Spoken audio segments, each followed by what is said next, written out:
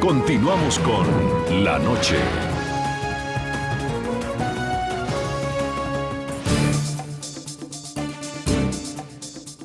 Muy bien, señor Carlos Arturo Velandia, en el Centro de Noticias de NTN 24. Finalizo pues ya este tercer bloque con usted y con Salud Hernández Mora, columnista de opinión, hablando sobre el estado actual del ELN, militarmente, en términos de fortaleza, de terror, por llamarlo de alguna forma. ¿Cómo está el ELN? ¿Está tan disminuido, según la información que usted tiene, como inicialmente se planteó durante el gobierno del entonces presidente Álvaro Uribe Vélez, o continúa manteniendo esa fuerza letal que tuvo en otro momento de la historia de Colombia? El Ejército de Liberación Nacional, a lo largo, sobre todo en estos últimos 10 años, yo creo que desarrolló una estrategia que le dio un resultado bastante interesante en materia de estrategia de guerra, en el sentido en que no se expuso a las grandes confrontaciones, preservó el grueso de sus fuerzas, al punto pues de que la columna vertebral de su dirigencia, de su fila de cuadros nacionales, los conserva casi en su totalidad, mantiene la mayoría de las estructuras. En los últimos tiempos ha venido experimentando un crecimiento en algunas regiones del país que llama la atención, ¿sí? Sobre todo llama la atención en términos pues, del por qué se produce este fenómeno. Máxime que allí se da la vinculación voluntaria, ¿sí?, a las filas del Ejército de Liberación Nacional, lo que indica que la guerra sigue siendo un gran empleador, ¿sí?, aquí en el país. Salud, Hernández, finalizo con usted planteándole el interrogante en la misma dirección.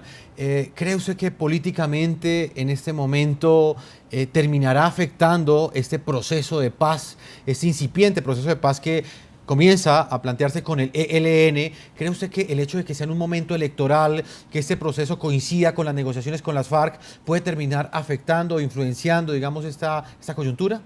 Yo creo que el presidente Juan Manuel Santos lo hace porque piensa que le puede beneficiar para su reelección, claramente.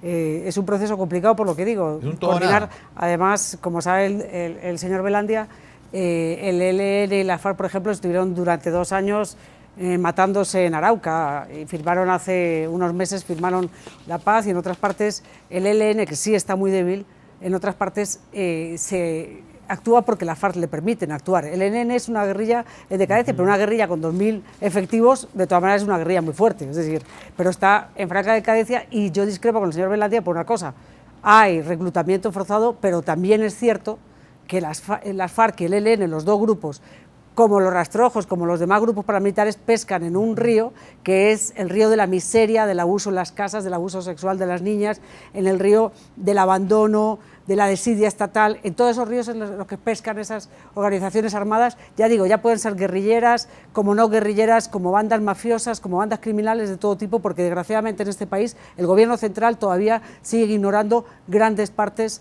de Colombia y sigue siendo un país, ahora sí me acuerdo la palabra, inequitativo.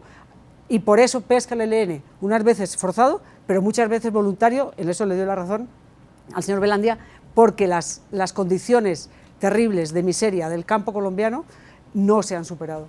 Salud Hernández Mora, periodista del diario El Mundo de España, columnista de opinión, analista política. Muchas gracias por estar con nosotros en la noche. No, gracias a ustedes. Señor Carlos Arturo Velandia, también para usted muchas gracias por habernos acompañado desde su visión como exintegrante del ELN, habernos aportado pues a este análisis que le hemos presentado a todos nuestros televidentes en América Latina. A ustedes.